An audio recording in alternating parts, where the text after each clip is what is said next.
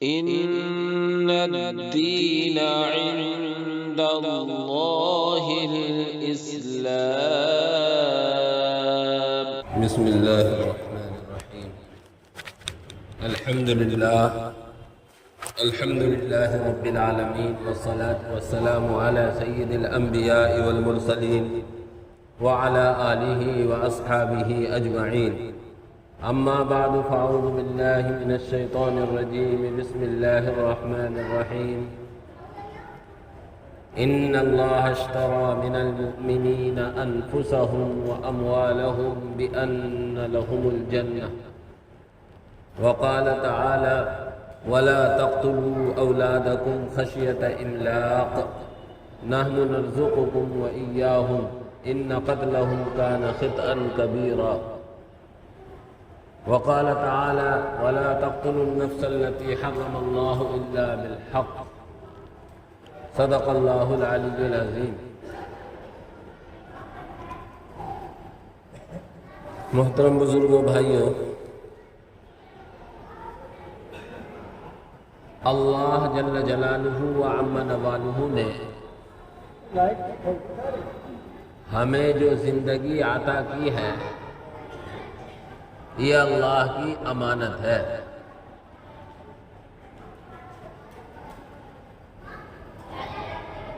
اسلام میں کسی بھی جان کی بڑی اہمیت ہے، خصوصاً انسان کی جان. یہ تو انتہائی اہم ہے. اسی لیے اللہ رب العزت والجلال نے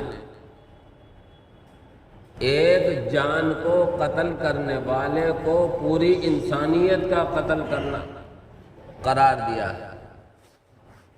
من قتل نفسا بغیر نفس فکأنما قتل الناس جميعا. کسی نے اگر کسی کو بے گناہ قتل کر دیا تو گویا ایسا ہے جیسے اس نے پورے انسانوں کو قتل کر ڈالا. اور اگر کوئی کسی کی جان بچانے کا سبب اور ذریعہ بن گیا تو ایک جان ناحق قتل ہونے سے بچانے کو پوری انسانیت کا بچانا قرار دیا ہے. وَمَنْ أَحْيَاهَا فَكَأَنَّمَا أَحْيَا النَّاسَ جَمِيعًا. اور جس نے کسی بے قصور لی جانے والی جان کو بچا لیا، اس نے پوری انسانیت کو بچا لیا. یہی وجہ ہے کہ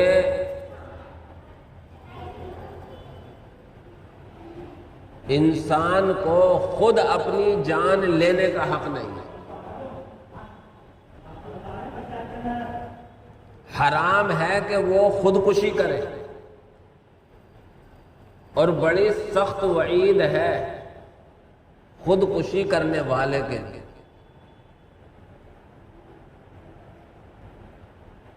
اللہ رب العزت والجلال کے سچے نبی حضرت محمد الرسول اللہ صلی اللہ علیہ وسلم کا ارشاد ہے، مسلم شریف کی روایت ہے کہ جو خودکشی کرے گا، جس چیز کے ذریعے بھی خودکشی کرے گا، قیامت تک وہ اسی چیز سے اپنی خودکشی کرتا رہے گا. پھر حدیث میں کئی چیزوں کی مثال دی ہے. کسی نے اپنے آپ کو دھاردار کسی چیز سے قتل کیا ہے تو وہ اسی کو اپنے پیٹ میں گھونپتا رہے گا. کسی نے زہر پی کر اپنے آپ کو جان لی ہے تو وہ زہر پیتا رہے گا. کسی نے پہاڑ کے اوپر سے گر کے اپنی جان لی ہے تو وہ پہاڑ کے اوپر سے گرتا رہے گا. یعنی اسے اس طرح کا عذاب ہوتا رہے گا. تو ایسی اہمیت ہے انسانی جان کو. بغیر کسی گناہ کے کسی کی جان لینے کی کسی کو اجازت نہیں. خود بندے کو اپنی جان لینے کی اجازت نہیں، جس کو خودکشی کہتے ہیں. کیوں؟ اس لیے کہ بندہ اپنی جان کا خود مالک نہیں ہے. اس چیز میں تو آدمی تصرف کر سکتا ہے جو اس کا وہ مالک ہو. جس کا مالک نہیں ہے تو وہ تو اس کے پاس امانت ہے، اور امانت میں خیانت کرنا بڑا جرم ہے۔ اللہ کی امانت ہے ہماری جان، ہماری صحت، ہماری تندرستی، اور اللہ نے ہماری جان کی قیمت تھوڑی موڑی نہیں، بہت بڑی قیمت چکائی ہے۔ ان اللہ اشترى من المؤمنین انفسهم واموالهم بان لهم الجنہ۔ اللہ رب العزت والجلال کہتا ہے بے شک اللہ تعالیٰ نے ایمان والوں کی جانوں اور مالوں کو خرید لیا ہے جنت کے بدلے میں۔ کل ہی حدیث میں پڑھا گیا کہ جنت کی ایک کوڑے کی جگہ دنیا کی جگہ کا مقابلہ نہیں کر سکتا، یعنی پوری دنیا کی جگہ اور جنت کی ایک کوڑے کی جگہ دونوں میں برابری نہیں ہو سکتی۔ کوڑے کی جگہ کا مطلب یہ ہے کہ پہلے گھڑ سوار ہوتے تھے، سواریوں سے چلتے تھے، راستے میں آرام کرتے تھے، جہاں کوڑا جو رکھ دیتے تھا وہ اس کی جگہ متعین ہو جاتی تھی کہ یہ یہاں آرام کرے گا۔ لیٹنے بیٹھنے کے لیے کتنی سی جگہ چاہیے؟ اتنی سی جگہ بھی جنت کی دنیا کا کوئی مقابلہ نہیں، اور ہے ہی ایسا۔ تو ایک انسانی جان کے بدلے میں اللہ نے جنت دی ہے، تو اس جان کو اسی طرح محفوظ رکھنا بھی ضروری ہے۔ اس لیے اللہ تبارک و تعالی نے خودکشی کو حرام قرار دیا۔ پھر عربوں میں رواج تھا کسی کی بھی کسی بات پر یوں ہی جان لے لے۔ جب شروع کے ابتدائی اسلام میں احکام اترے ہیں، ان حکموں میں ایک حکم یہ بھی تھا وَلَا تقتلوا النفس التي حرم اللہ الا بالحق، کسی جان کو قتل مت کرو جس کو اللہ نے حرام کر دیا ہے مگر حق کی بنیاد پر۔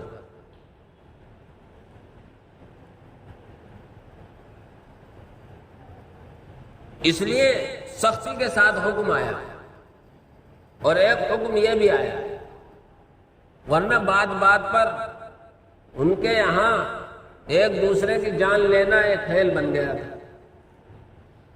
معصوموں کو، بے جرم لوگوں کو تہہ تہہ کر دیا کرتے تھے۔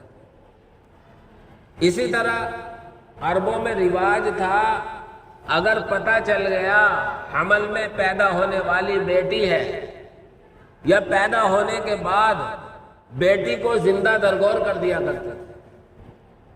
اس کے لیے بھی اللہ نے خاص طور سے حکم نازل فرمایا وَلَا تَقْتُلُوا أَوْلَادَكُمْ خَشْيَةَ إِمْلَاقٍ، اپنی اولاد کو خصوصاً بیٹیوں کو تنگ دستی کے ڈر سے قتل مت کرو۔ آگے کہہ رہا اللہ نحن نرزقهم وإياكم، ہم انہیں بھی روزی دے رہے ہیں، تم کو بھی روزی دے رہے ہیں۔ إِنَّ قَتْلَهُمْ كَانَ خِطْئًا كَبِيرًا، بچوں کو رحم مادر میں یا پیدا ہونے کے بعد قتل کرنا یہ بڑا گناہ ہے۔ اللہ کے نبی صلی اللہ علیہ وسلم کے زمانے تک، جب تک آپ نبی بنائے گئے ہیں اس وقت تک بہت رواج تھا۔ ایک صحابی تو ایسے ہیں انہوں نے سینکڑوں لڑکیوں کو زندہ درگور کیا، اور پھر انہوں نے جب اللہ نے ایمان کی دولت دی تو کتنی لڑکیوں کی جانیں بچائی۔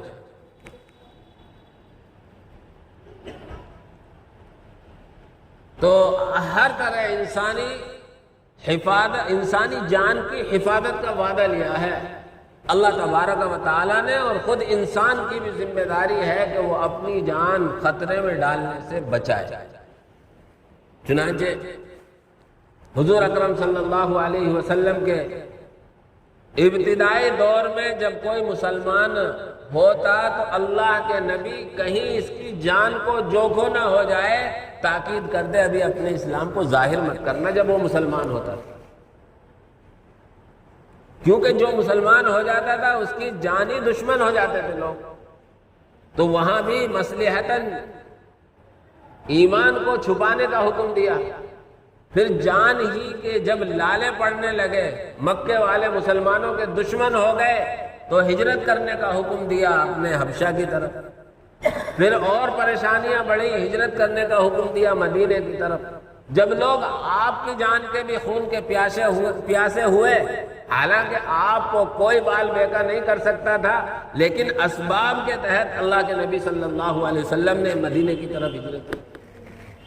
اور جب ہجرت کرنے کا مشورہ حضرت ابوبکر سے کیا تو وہ بھی ایسے وقت میں کہ کوئی دیکھ نہ سکے، دوپہر کے وقت میں ان کے گھر آئے، اور جب نکلے ہیں تو رات کے وقت میں نکلے ہیں۔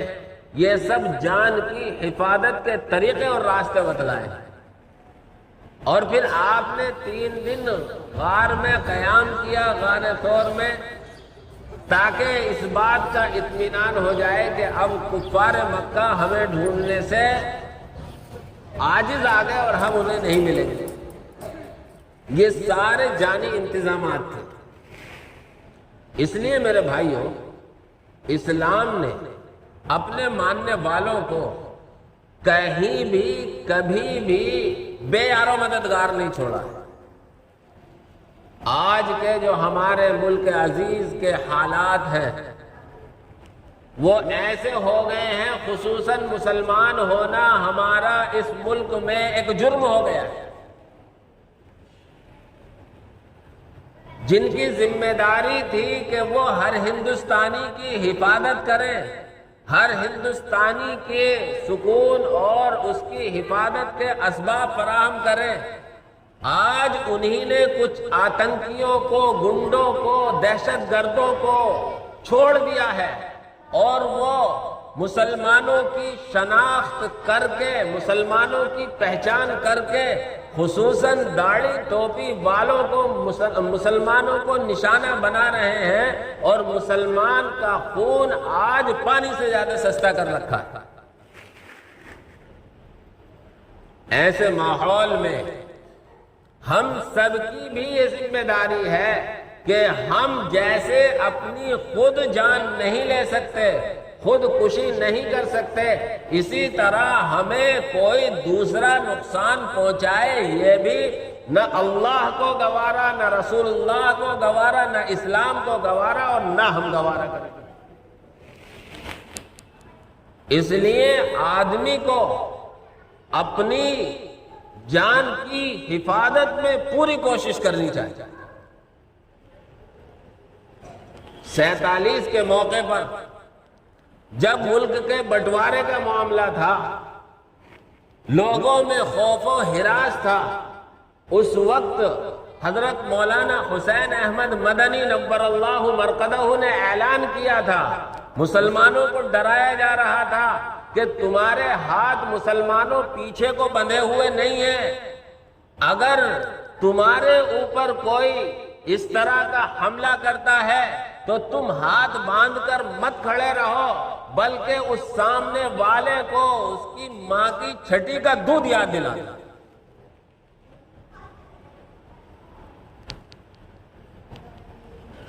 اسلام امن پسند ہے، انسانیت بھائی چارے کو پسند کرتا ہے۔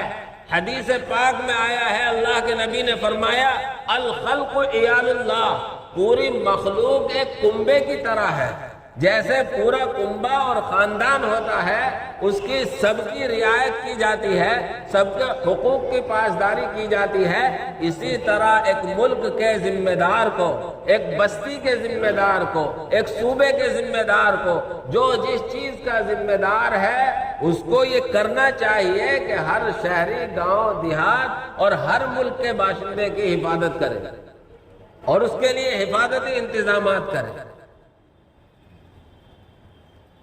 لیکن جب باقاعدہ دہشت گرد حکومت چھوڑ رہی ہو، باقاعدہ حکومت نے دہشت گرد پال رکھے ہو، اور باقاعدہ گنڈوں کو اس بات پر لگایا گیا ہو، تو پھر کس سے کہیں گے؟ لیکن میرے بھائیوں، پھر بھی ہم سب کو اللہ کو سامنے رکھ کر، اللہ کے احکامات کو سامنے رکھ کر اپنی زندگی صحیح راستے پر صحیح ڈھنگ پر گزارنا، اپنے حق کا مطالبہ جائز طریقے پر کرنا ہے، اور ہمیں دشمن کو کبھی بھی دشمن کے مقصد میں کامیاب ہونے کے لیے اپنے آپا نہیں کھونا ہے، آپے سے باہر نہیں آنا ہے۔ دشمن تو یہی چاہتا ہے کہ مسلمان آپے سے باہر آئے۔ 2024 سامنے ہے، مسلمان فتنہ اور فساد کرنے میں آگے بڑھ جائے اور ہمیں موقع مل جائے اور ہم اپنا مقصد اور اپنا الو سیدھا کر لیں، اقتدار دوبارہ سے حاصل کر لیں۔ اس لیے میرے بھائیوں، ہمیں فتنے سے بھی بچنا ہے، فتنہ پردازوں سے بھی بچنا ہے۔ اللہ نے کہا ہے وَالْفِتْنَةُ أَشَدُّ مِنَ الْقَتْلِ، یہ فتنہ قتل سے بھی زیادہ خطرناک ہے۔ اس لیے ہمیں امن، سکون، بھائی چارے کے ماحول ہی کو بنانے کی کوشش کرنی اور بھائی چارے کے راستے پر، عدم تشدد کے راستے پر ہمیں ہی چلنا۔ ہم اس پوزیشن میں نہیں ہیں، ہم اس حیثیت میں نہیں ہیں کہ ہم مقابلہ کریں، لیکن کہیں اگر جان پر پڑ جائے اور کوئی ہمارا خون کا پیاسا بن جائے تو پھر ہم ہاتھ پیچھے کو نہیں باندھیں گے۔ اب ہمارا حکم ہے، اللہ کہتا ہے اپنی جان کی حفاظت کرو۔ اس لیے میرے بھائیوں، حالات کو سمجھتے ہوئے اور حالات کو پیش نظر رکھتے ہوئے اپنے اللہ کو بھی راضی کرنے کی کوشش کریں، اپنے رسول کی سنتوں پر عمل کرنے کی کوشش کریں اور اپنے اللہ کے احکامات کو زندگی میں داخل کرنے کی کوشش کریں۔ حالات تو یقیناً ایسے ہیں کہ ہم سب کا مستقبل زیادہ بہتر نظر نہیں آتا، لیکن میرے بھائیوں اتنا ہمیں یقین ہے اور اتنا اللہ کی ذات پر بھروسہ ہے کہ اللہ رب العزت والجلال کے حکم کے بغیر کوئی پتا نہیں ہل سکتا، اللہ کے حکم کے بغیر کوئی بال بیکا نہیں کر سکتا۔ اللہ کا حکم ہوگا تو پتا ہلے گا اور گرے گا، اللہ کا حکم ہوگا تو چھوٹے سے چھوٹا کام ہوگا اور بڑے سے بڑا کام ہوگا۔ اللہ رب العزت والجلال بھی ہمارا جذبہ، ہماری ایمانی قوت اور ہمارا حوصلہ دیکھنا چاہتا ہے۔ نبی پاک صلی اللہ علیہ وسلم پر یقیناً اور آپ صلی اللہ علیہ وسلم کے ماننے والوں پر حالات آئے ہیں، لیکن ان حالات میں صحابہ اللہ کی طرف متوجہ تھے۔ حالات ہم پہ بھی ہیں لیکن ہم بے فکر ہیں۔ کبھی کبھی حالات اس لیے بھی آتے ہیں کہ ہم سدھر جائیں، ہم صحیح راستے پر آ جائیں، ہمارا دنیا میں آنے کا جو مقصد تھا اس مقصد کو پہچان لیں اور اس مقصد کے مطابق ہم زندگی گزار لیں۔ ہماری یہ کوتاہی ہے کہ ہم نے اپنا اور اپنے مذہب کا تعارف نہیں کرایا، اور تعارف ہوتا ہے سب سے بہتر اپنے عمل کے ذریعے۔ جو آدمی کتابوں میں پڑھتا ہے وہ الگ دکھائی دے رہا ہے، اور جو مسلمانوں کے اپنے اعمال ہیں، کردار ہیں، وہ الگ نظر آ رہے ہیں۔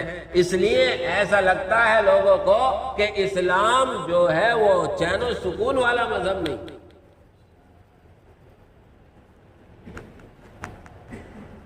اس لیے میرے بھائیوں، اللہ رب العزت والجلال کی ذات سے پوری امید یہ ہے کہ اللہ کا حکم ہوگا تو ہی کچھ ہو سکتا ہے، اللہ کے حکم کے بغیر کچھ نہیں ہو سکتا۔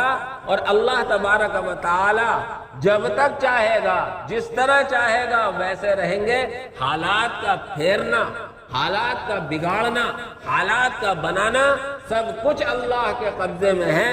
اس لیے ہم اللہ کو راضی کریں، اللہ سے دعا کریں اور اللہ سے مانگیں، اللہ کی طرف متوجہ ہو اللہ کے نبی صلی اللہ علیہ وسلم کی شریعت کے مطابق زندگی گزارنے کی کوشش کریں تو پھر انشاءاللہ حالات انگڑائی لیں گے، اور جو نبی پاک صلی اللہ علیہ وسلم کے زمانے میں جس طرح نبی کے صحابہ کے خون کے پیاسے تھے، لیکن جب حالات نے کروٹ لی، اللہ سے لو لگائی، تو وہی حفاظت کرنے والے نکلے۔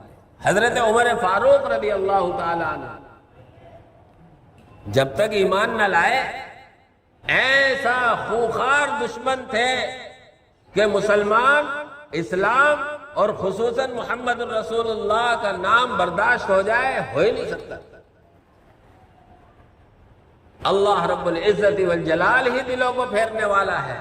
اللہ کے نبی صلی اللہ علیہ وسلم نے حدیث میں بیان فرمایا کہ تمام لوگوں کے دل اللہ کے ہاتھ میں ہیں، یصرفہ کیف یشاء، اللہ جس طرف چاہتا ہے جیسے چاہتا ہے انہیں پھیر دیتا ہے۔ اس لیے ہمیشہ کانٹوں میں سے پھول نکل کر آتے ہیں، ہمیشہ خاردار چیزوں ہی میں سے اچھی چیزیں نکل کر آتی ہیں۔